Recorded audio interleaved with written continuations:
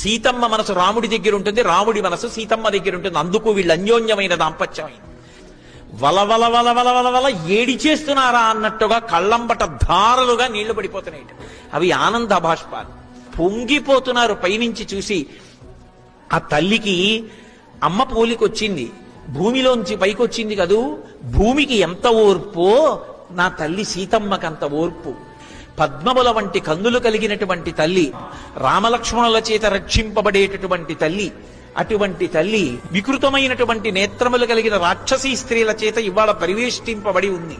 జనక మహారాజు గారి పెద్ద కూతురు, దశరథ మహారాజు గారి పెద్ద కోడలు, రామచంద్రమూర్తి ఇల్లాలు ఇల్లు లేని దానిలా రావణాసురుడి యొక్క అంతఃపురంలో ప్రమదావనంలో అశోక వృక్షం కింద చెట్టు కింద చుట్టూ రాక్షస స్త్రీలు పరివేష్టించి ఉంటే తన కష్టం చెప్పుకోవడానికి మనిషి లేక ఏడుస్తూ కూర్చుంది.